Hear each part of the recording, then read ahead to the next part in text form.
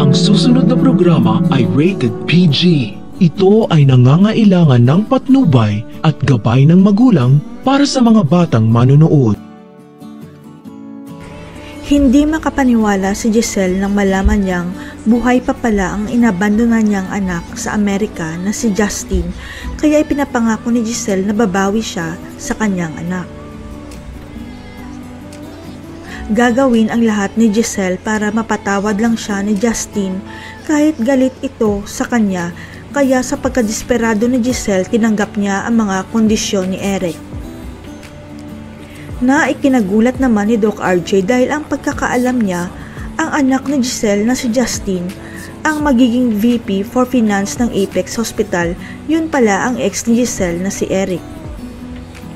Walang kamalay-malay si Doc RJ na mataas pala na posisyon ang hiling ni Eric kay Giselle, kapalit nito ang hindi nila pagbalik sa Amerika at makakasama pa ni Giselle ang anak nila. Ang hindi alam ni Giselle at Doc RJ, hindi si Lolo Pepe ang dahilan kaya nagpakita sila kay Giselle, kundi may masamang pinaplano si Eric para makapaghiganti sa mga tanyag. Malaki kasi ang galit ni Eric sa mga tanyag sapagkat iniwanan siya ni Giselle at inabandon na pa ang kanilang anak sa Amerika dahil kay Lolo Pepe, kaya maghihiganti silang dalawa. Pero tila nakalimutan yata ni Giselle na lalaki talaga ang tunay niyang anak dahil Justin ang ipinangalan niya dito pero babaeng Justin ang ipinakilala sa kanya ng ex niya.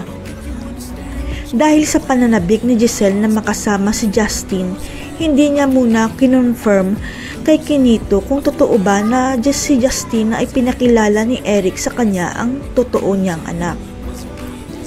Dahil ang hindi alam ni Giselle kaya tumawag si Kinito, kaya lang si Doc RJ ang nakasagot para sabihin sana na lalaki talaga ang tunay niyang anak at hindi babae na Justin.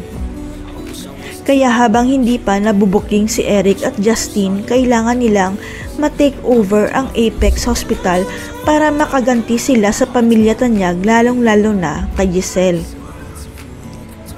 Alam ni Eric ang kahinaan ni Giselle at gagamitin niya si Justin para maisagawa ang masamang plano niya dahil mas mangingibabaw ang emosyonal desisyon ni Giselle kaysa sa logical.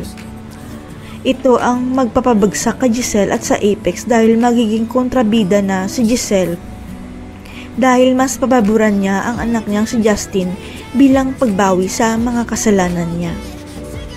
Ang hindi alam ni Giselle, hindi niya tunay na anak ang kinakampihan niya sapagkat ang tunay niyang anak na inabandon na sa Amerika ay isang lalaki at hindi isang babae.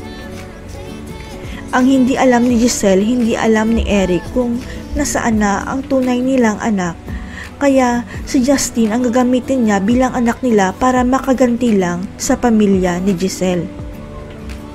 Hanggang sa babalik na ulit ng Pilipinas si Kinito ang nakakaalam ng lahat at sasabihin niya kay Giselle na lalaki na Justin ang tunay niyang anak at hindi isang babae. Ito ang dahilan kaya hindi nakauwi kaagad si Kinito sa Pilipinas dahil nagkamali ang investigasyon niya tungkol sa tunay na anak ni Giselle na si Justin Lindon Javier pala. Si Eric at Justin na kaya ang papalit kay Moira bilang bagong kontrabida sa serye. Mabubuking kaya ni Giselle na hindi pala Justin na babae ang tunay niyang anak kundi lalaki? Abangan.